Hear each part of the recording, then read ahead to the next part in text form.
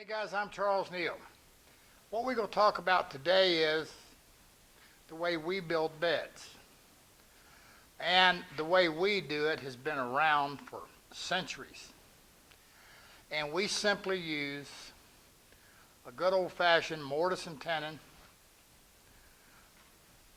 and a bed bolt. We do a lot of beds. And this is just the way we put them together and have never, ever had an issue in any way, shape, or form. And I just thought I'd show you how we do it. Okay, this is our mock-up. And all we got is what we'll call a bed post. A little skinny for one, but it might make a twin, but nevertheless. And this is our bed rail. The first thing you're going to notice is we use a little wider tenon, but we don't have to have a super deep mortise. We're maybe 3/4 of an inch. Here's our mortise. Now we're going to translate to the back side and find our center. But here's a caution.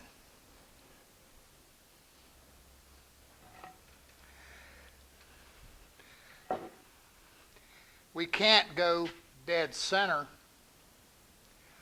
because on a bed we would have a side rail, headboard rail or foot rail, and so we've got to set it up so that when our bolts go in, they're offset so they don't run into each other. With that said, typically we want to keep at least an inch to an inch and a half between where the bolts go through. Okay, I've got a Forstner bit set up here, and this one's probably a little bigger than I need, but all I want to do is drill a Forstner bit hole in the center of the post that's deep enough when the head of this bolt goes into it, it's hidden. I'll just eyeball it for now.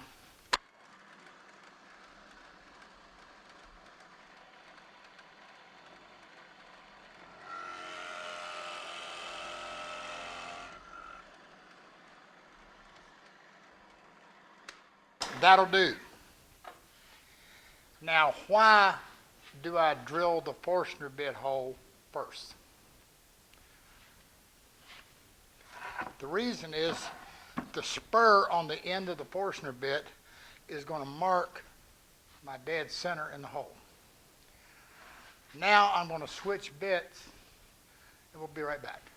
Okay, my bed bolt is 3/8 of an inch. But I have found that you don't want that bolt really super tight in there. So I drill a 7/16 hole.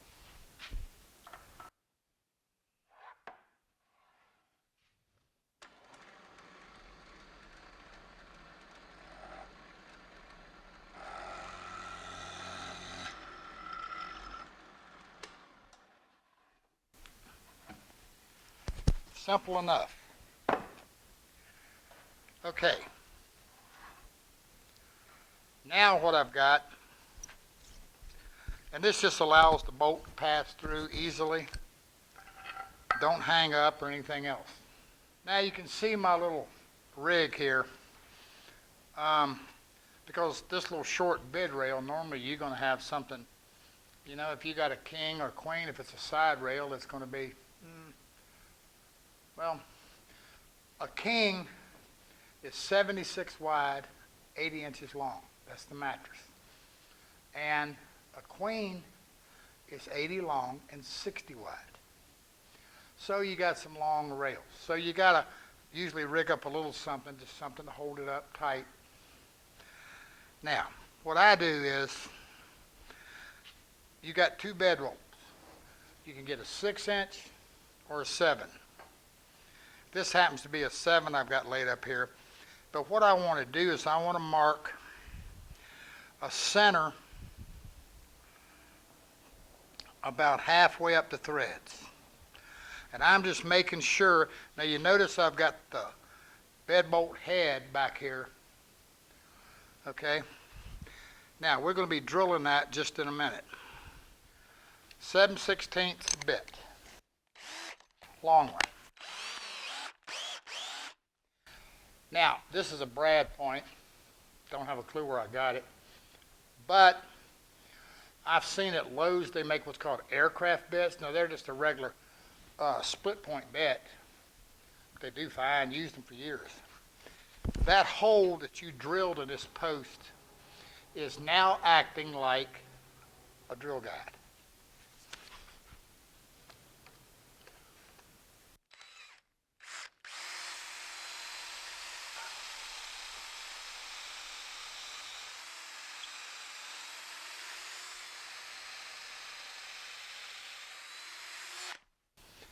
Now, a little trick, a little hint.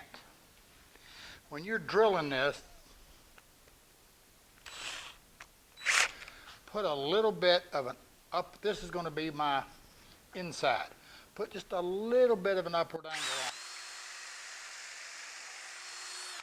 on.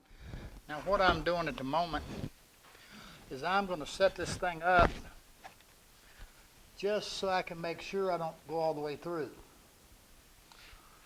That would definitely ruin your day. Don't ask how I know.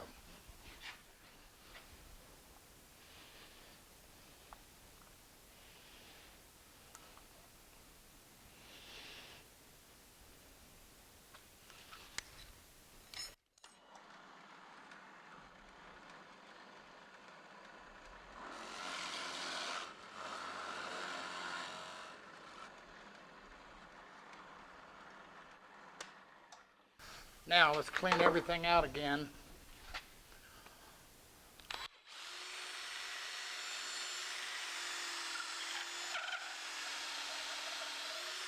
Now, typically on your side rail, they need to be about a minimum of 1 1/4 inches. Apologize, you can't see my number but back. What I was doing, all I'm doing is put my bed bolt in, drop my nut down in the hole, and secure it. I do apologize. Usually I've got a bed wrench, but I don't have one right here. This is a 3/8 socket extension. Put in a drill backwards.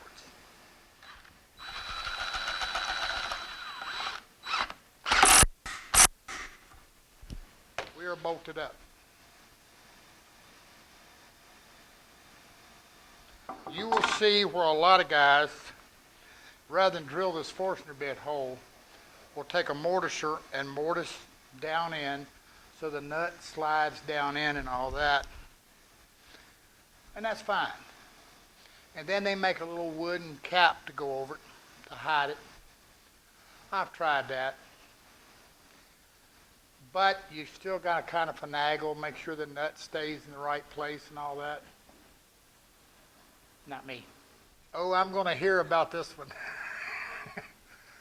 But man, I've been doing this forever. And I'll explain a little more. What I have here is Bondo. Okay, bear with me. Now I'm going to show you a couple of things. First of all, my Bondo's done kind of set and got a little bit stiff on me. It happens. I'm going to make a little well in the center. As many of you know, I did auto body stuff for many years. This is just a little bit of lacquer thinner. Now they also make a thinner for this, but I don't have any. Because you want it nice and creamy. And the lacquer thinner will take care of that. Kind of thins it a little bit, makes it creamier and easier to work. You probably already figured out what I want to do. And if you think I'm going to take Bondo and fill that hole, You're absolutely 100% correct. If you're one of these who wants to make sure that that hole's as invisible as possible, you can also take trans-tint dye and add it to it and color it.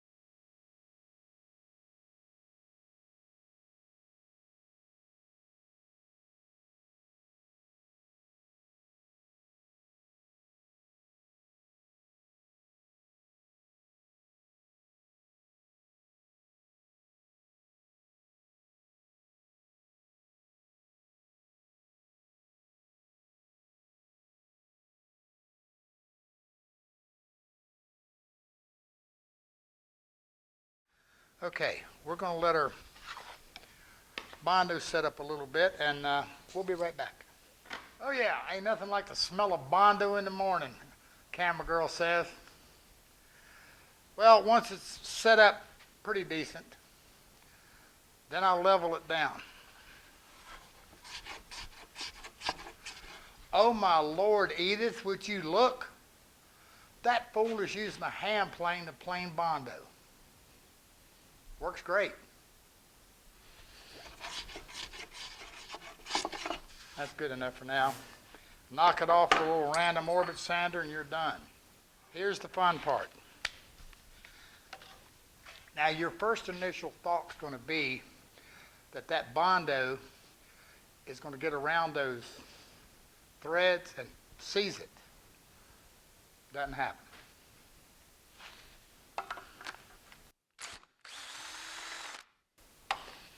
Okay. Now then, the next time, or when the customer goes to put it together, bed rail in, slip your bolt in, and I'm going to tell you, you build 10 beds and you're standing them, this thing, man, you talk about a shoulder saver.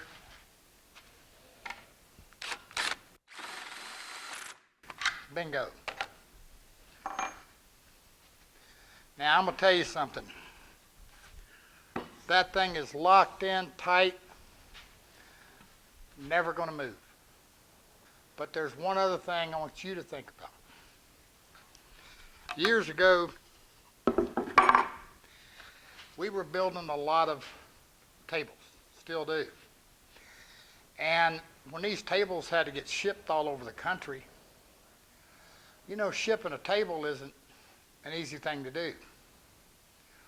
So here's what we come up with. We would build the end of the table with 2 legs, you know, because they were, you know, usually narrower. But then the long sides, we would take a bed bolt, bolt it together, just like this. Then we could just remove the end and lay it flat, and then lay the side rails in. They simply put it together with 4 bed bolts and done. Now, one of the things we found in doing those tables, and the reason I'm mentioning this, there's a lot of guys out there doing tables, but again, shipping them is an issue. And if you can flat pack them, hey, all the better. But, you know, typically where we use this piece of 8/4 and come in at and we told you 1.25 inches is probably the minimum thickness, you know, you don't want to always have to do that on the side rail of a table. Well, that's very, very simple. Here's what we wound up doing. We would simply take a piece of 7/8, 3/4, whatever our side rail was, and on the end of it, just laminate another piece to make up the thickness to give us room to inset our bed bolt. Done deal. Just food for thought. And then get you a nice, pretty bed bolt cover. Put on it. You just added another decorative element to your table or whatever you're doing, and hey, been doing it this way for a long time and no issue. Give them a shot. Sure makes for a nice bed. And I mean, I'm telling you, you bolt them up like that, you can actually grab a bedpost, and not that I recommend it, but you can actually grab one post and pull a bed, and it doesn't right twist. Man, it makes a super joint. And these things don't shake, rattle, or roll. Just the way we do it, and we'll continue. Catch you later.